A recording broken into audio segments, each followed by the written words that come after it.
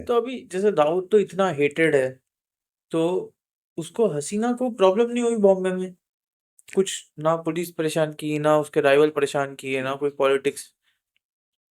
नहीं, क्योंकि देखिए दाऊद के एज ए डॉन होने के साथ साथ दाऊद का जो एक चीज देखे हमने, उस वो पर्सनल रिलेशन बहुत मेंटेन करता आया है, चाहे वो मुंबई पुलिस से हो, पॉलिटिशियन से हो, क्योंकि वो डॉन का बिजनेसमैन ज्यादा रहा है, तो उसके रिलेशन हर जगह पर्सनली वेल कनेक्टेड रहे हैं। हम्म। अभी मैं एक छोटा सा एग्जांपल दूंगा जो मेरी आंखों देखा है। हम्म। अ, हसीना पारकर का एक बेटे का एक्सीडेंट में डेथ हुआ था कोकन में। हम्म। कोकन में हम्म। एक्सीडेंट में। प्रॉपर एक्सीडेंट ही हुआ था? हाँ हाँ, यस। हाँ। कोकन रीजन में। तो उसकी बॉडी को लाने में यशवंत यादव जी ने एक बड़ा रोल अदा किया था। हम्म। मैं खुद उस दिन गार्डन कोर्ट में ही था। यशवंत यादव उस टाइम में नगर सेवक थे उस बेल्ट के, मझगांव साइड के। हम्म। तो हम्म। वो भी मेरे साथ थे।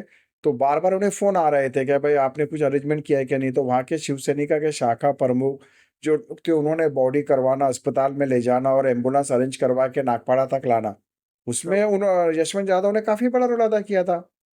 क्योंकि Yashwant Yadav come from the Konkan region, Haseena Parkar from the Konkan region, और वो पड़ोस में ही थे। तो वो तो एक ह्यूमिनिटी ग्राउंड पे उन्होंने किया है। तो दाऊद के जो है बीइंग अ महाराष्ट्रियन, उनके उसका डिपार्टमेंट में और हर जगह उसके रिलेशन काफी स्ट्रांग रहे हैं। ओके। तो इसलिए हसीना पारकर पे कभी कोई हमला नहीं हुआ और कभी इस तरह का ये नहीं हुआ है। और जहां तक रहा सवाल, वो एक एक्टिव गैंगस्टर जिसे कहते हैं, जैसे उसने कभी किसी शूटर को नहीं कहा कि इसको जाके आप मार दो, ये पैसा नहीं दे रहा है क्या, इस पे जाके अटैक करवा दो, इस तरह के स्टेप उसने नहीं की। बट उसका इन्वॉल्वमेंट रहा, हसीना का इन्वॉल्वमेंट उसमें रहा, नो डाउट। कोई ना कोई चीज में इन्वॉल्व थी। हाँ, कि वो ऐसा मतलब हम ये नहीं कहेंगे कि ये टोटली साफ रही हैं। सेम चीज आशा गौली ने लीड किया अखिल भारतीय सेना को। नीता नायक नगर सेवक के साथ साथ उसने भी अश्विन नायक गैंग को मतलब ये कहा। हम्म। तो क्योंकि इनके पास ऑप्शन नहीं होते हैं, तो इनको तो करना ही होता है हम्म। कि भाई इतना बड़ा इंपायर ये लोग चला रहे हैं, अपराध की जगत में है। सिक्योरिटी मेन रीजन होता है इनके परिवार के लिए, इनके बच्चे होते हैं कि भाई ड्राइवर हम कौन सा रखे, जो बच्चे स्कूल पढ़ने जा रहे हैं, बाहर शॉपिंग के लिए जा रहे हैं, कोई थ्रेट कॉल ना हो, कोई इनका पीछा तो नहीं कर रहा है। तो इसलिए इनकी औरतों को एक मजबूरी बन जाती है कि वो भी इनकी एक्टिविटी में इन्वॉल्व हो जाए। तो अभी इसके जितने बच्चे थे हसीना के, अभी उन वो क्या कर रहे हैं? देखिए, एक का तो डेथ हुआ है, एक लड़का है अभी, हम्म। उसका भी मुझे कंफर्म पता नहीं। हाँ, एक का डेथ हुआ और उसके बाद फिर हसीना पारकर का भी हार्ट अटैक से इंतकाल हो गया कुछ साल पहले। एक लड़का है, तो उनका अपना एक कारोबार है, केबल चलाते हैं वो लोग, उनका रियल एस्टेट का बिजनेस है।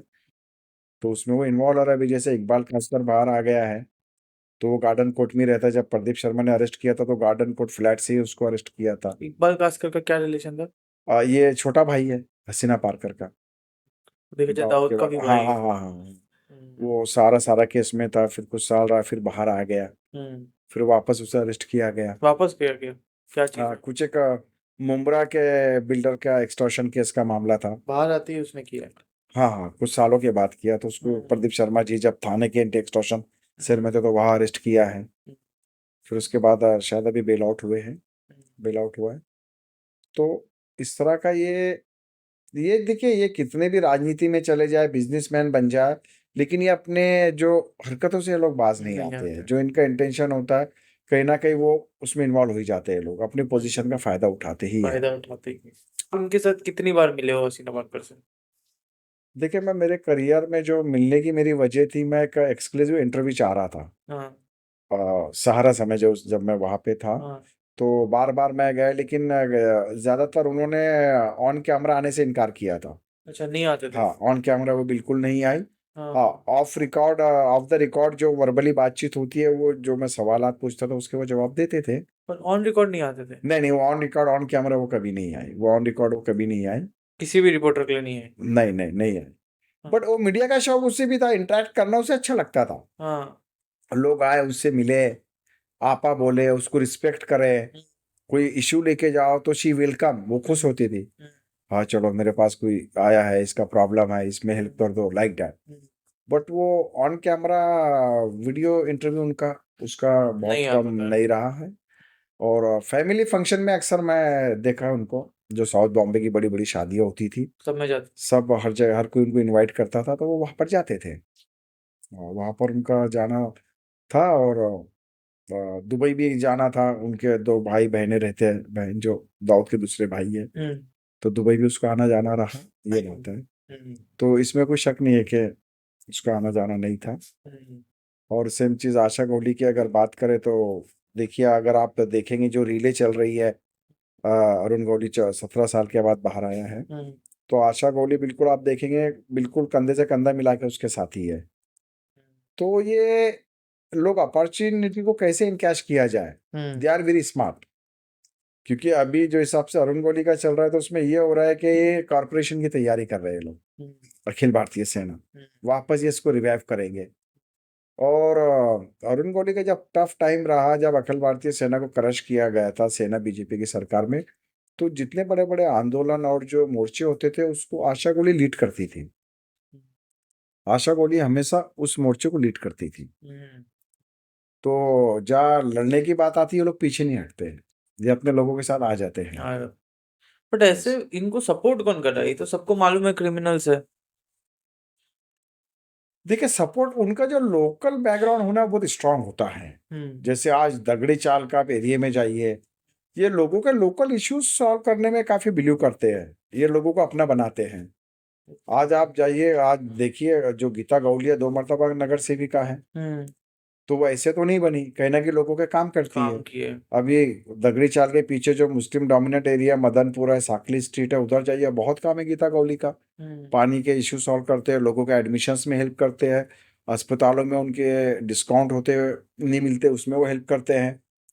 तो लोकल ग्राउंड वर्क इनका इतना स्ट्रांग होता है ना, भले ये बाहर इनकी इमेज डाउन की है, माफिया की है, लेकिन अपने एरिया के लोगों को ये लोग बहुत हेल्प करते हैं, शादियों संभाल के में चलते हैं। संभाल के चलते हैं। तो इसलिए जब इन पे आफत आती है तो लोकल सपोर्ट इनके लिए खड़ा हो जाता है, मॉब इनके साथ खड़ा हो जाता है। नॉब इनके साथ खड़ा हो जाता हाँ, मॉब ये इनका एक प्लस पॉइंट होता है। है। तो लोकल लोगों को ये बहुत अच्छे से मैनेज करके चलते पकड़ हैं। के चलते हैं। हाँ, उनके इश्यूज, उनको हेल्प करना, हम्म हर चीज में ये करना, ये इनका एक प्लस पॉइंट होता है। और यही मुंबई पुलिस के लिए एक दिक्कत आती है कि जब ये किसी अपराध को अंजाम देते हैं तो इनको गिरफ्तार करना ये बहुत बड़े लोहे के चने चबाने के बराबर होता है। कि इनके घर जाएंगे तो मॉब अटैक कर देता है, मॉब इन्वॉल्व हो जाता है। आपने वो लाइक अरुण गवली का दगड़ी चाल का एक इंसिडेंट बताए थे, कैसे इन लोग को फंसाया। ये जो अरेस्ट किया गया था वो, हाँ हाँ हाँ, मतलब जब कमलाकर जाम सांडेकर मामले में जो अभी बेल आउट हुआ है अरुण हाँ गौली, तो इसको पकड़ने के लिए मुंबई पुलिस को 3 महीना लगा था। हाँ तो हमारे कुछ अधिकारी दोस्त थे, मुले साहब भी एक टीम में थे उस समय, हाँ यूनिट 3 ने इसको अरेस्ट किया था, हाँ क्राइम ब्रांच की जेकब हाँ सर्कल में जो ऑफिस है। तो रेकी करने के लिए पुलिस वालों को भेष बदल बदल कर जाना पड़ा दगड़ी रेकी चाल रेकी में। यानी क्या? रेकी मतलब कि इसे कैसे अरेस्ट करने से पहले पुलिस जाल बिछाती है। Okay okay. किसी डॉन या हैबिचुअल ऑफेंडर क्रिमिनल को अगर अरेस्ट करना है तो इतने इजीली तो अवेलेबल होते नहीं नहीं है, होते। हाँ ना उनके मोबाइल नंबर होते हैं, ना उनका लोकेशन ट्रेस्ड होता है। हाँ तो अरुण गौली तो दगड़ी चाल में ही रहता है, लेकिन दगड़ी चाल भी अपने आप में बहुत बड़ा एरिया है। ऐसे नहीं कि आप चले गए और घंटी बजा और अरुण गौली बाहर आ जाएगा, हाँ हाँ ऐसे नहीं है। हाँ तो इसके लिए अधिकारी दूध वाला बन के गए वहां पर, उन्होंने दूध वाले को सेट किया था हाँ कि जो वहां पे दूध पहुंचाता दगड़ी चाल में, हाँ उनको सेट किया। और वो फेटा वैसा जैसा एक स्टाइल होता दूध बेचने वाले का, हाँ। वहाँ पुलिस वालों ने 3 महीने तक दूध बांटा। और ये पुलिस वाले दूध हाँ वाला हाँ, बन के? दूध मतलब दूध वाला बन के गए कि इस रूम में दूध डालना, इधर सिर्फ लोकेशन के किस रूम में दगड़ी चाल में ये मिलेगा। फिर कैसे कैसे बाहर आया? तो फिर उन्होंने लोकेशन ट्रेस्ट किया और प्रॉपर पता चला कि भाई अरुण गौली इस समय अपने परिवार के साथ इसी चाल के इसी रूम में है। फिर वहां पे उन्होंने प्रॉपर ऑपरेशंस एक सेटअप किया, हाँ। प्रॉपर दूध वाला बन के गए अपने हथियारों के साथ, रिवॉल्वरों के साथ, और फिर उसको सेफली अरेस्ट करके बाहर लाया। तो जो बाहर लाए तो किसी ने ये नहीं किया?